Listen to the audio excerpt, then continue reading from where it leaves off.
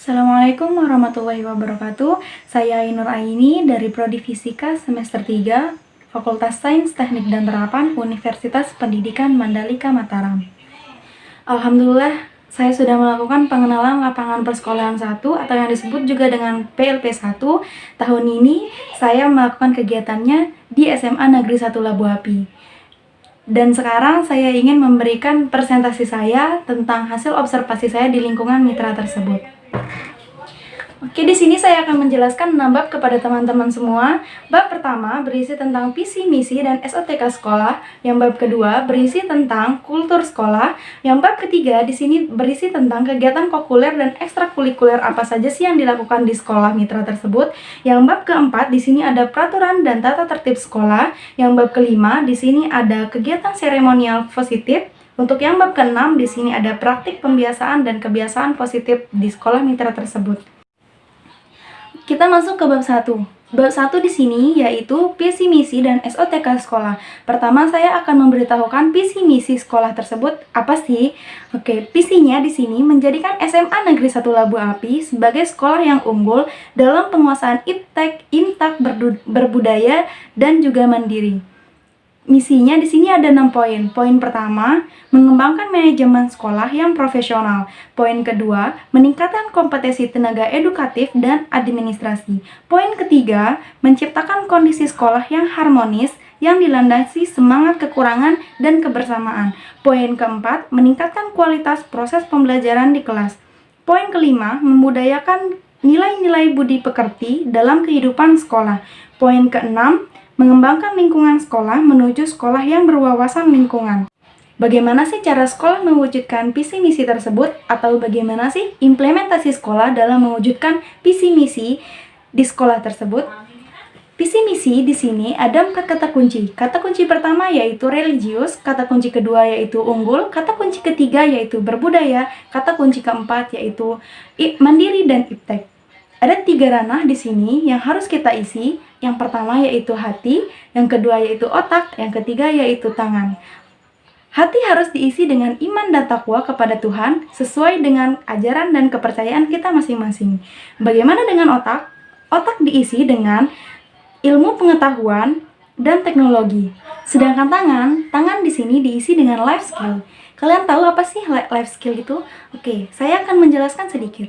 Life skill itu adalah keahlian atau keterampilan agar mereka dapat hidup mandiri tanpa menggantungkan nasib kepada orang lain. Selanjutnya saya akan menjelaskan tentang SOTK sekolah atau yang disebut juga dengan struktur organisasi dan tata kerja sekolah.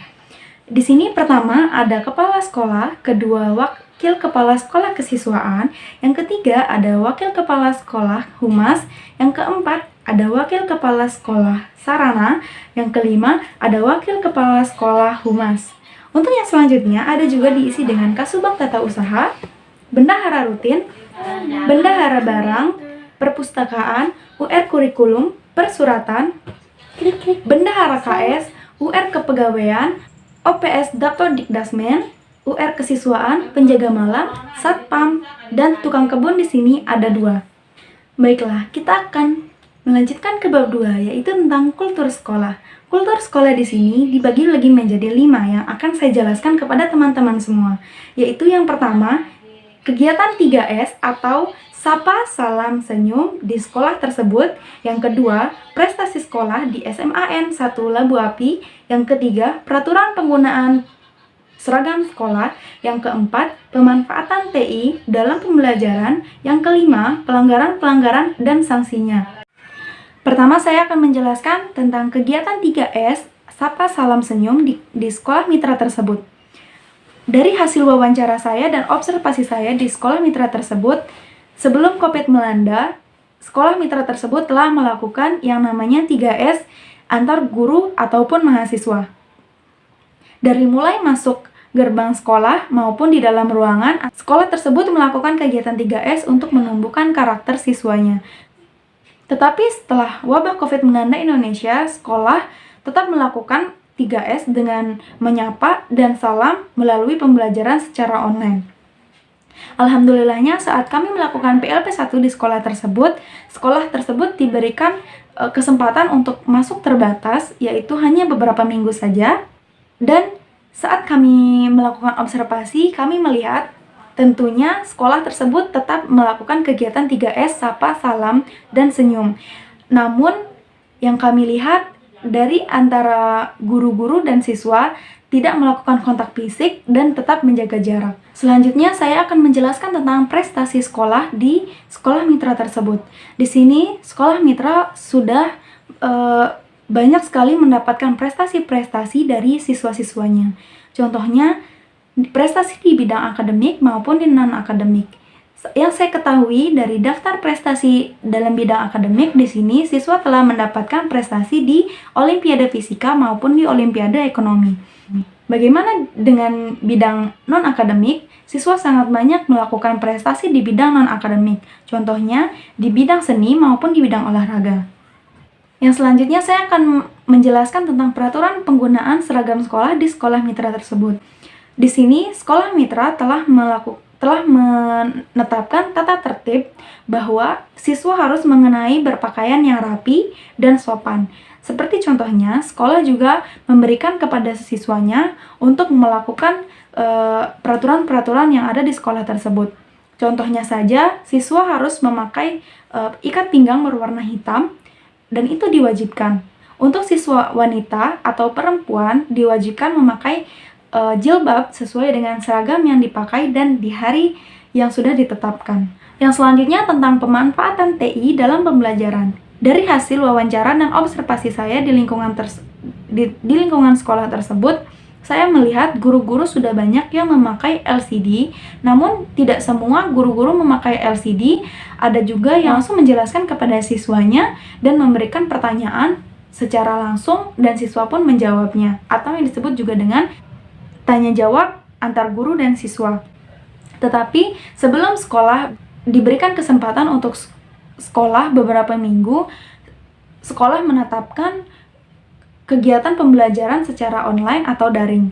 Sekolah menggunakan media pembelajaran yaitu WhatsApp maupun Classroom. Selanjutnya, jenis pelanggaran dan sanksinya. Jenis pelanggaran di sini tertulis bahwa ada 3 kelompok, yaitu kelompok pertama, kelompok A, pelanggaran yang berat, kelompok B itu pelanggaran yang biasa, dan kelompok C itu pelanggaran yang masih bisa diberikan sanksi hanya dengan melalui lisan saja.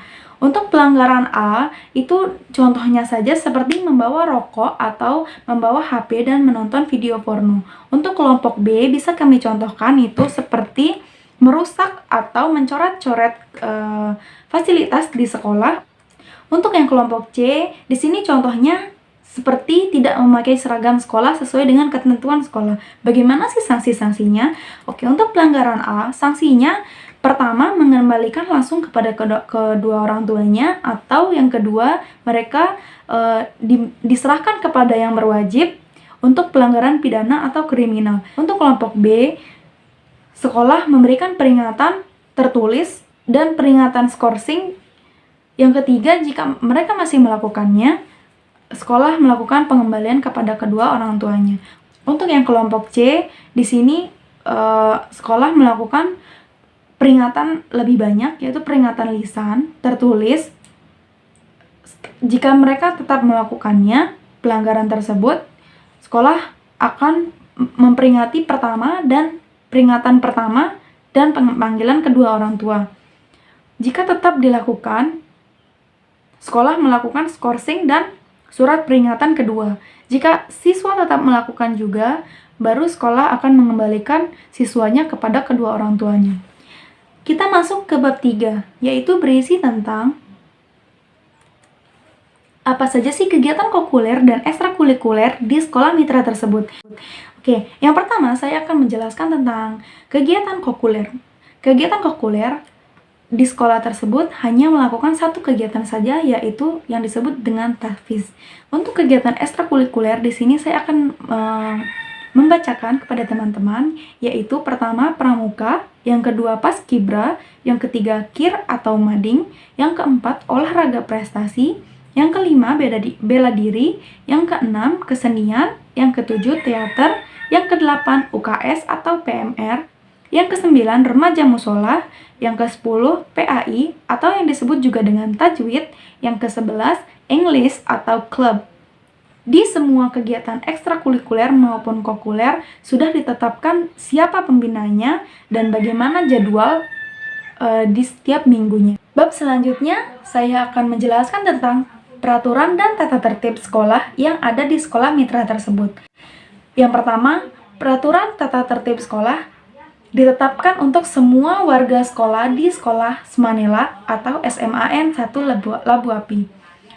Saya contohkan hanya beberapa saja dari tata tertib yang sudah tertulis di sekolah tersebut.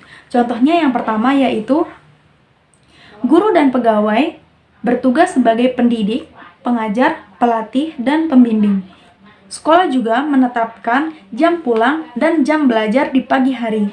Yang selanjutnya saya akan menjelaskan tentang kegiatan seremonial positif yang dilakukan di sekolah tersebut.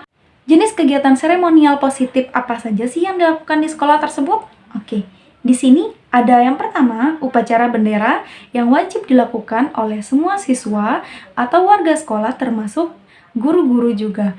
Yang kedua, acara yasinan atau sholat duha yang disebut juga dengan imtak di Jumat pagi yang dilakukan untuk siswa maupun guru.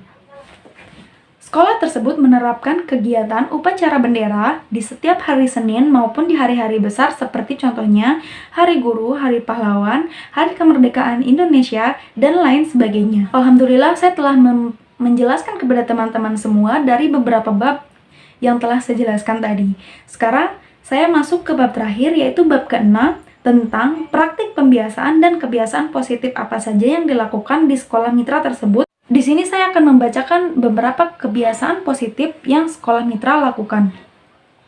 Yang pertama, melakukan Jumat bersih khusus untuk siswa di sekolah SMA Negeri 1 Labu Api. Yang kedua, melakukan Jumat sehat. Yang ketiga, sholat zuhur berjamaah di musola SMA Negeri 1 Labu Api. Yang keempat, di hari tertentu sekolah juga melakukan kegiatan kerja bakti khusus untuk guru dan pegawai sekolah. Yang kelima, pengecekan suhu sebelum melalui gerbang sekolah. Yang keenam, mencuci tangan sebelum masuk sekolah SMA Negeri 1 Labu Api. Mencuci tangan tersebut dilakukan tidak hanya kepada siswa saja, tetapi kepada seluruh warga sekolah tersebut, termasuk guru maupun pegawai sekolah tersebut.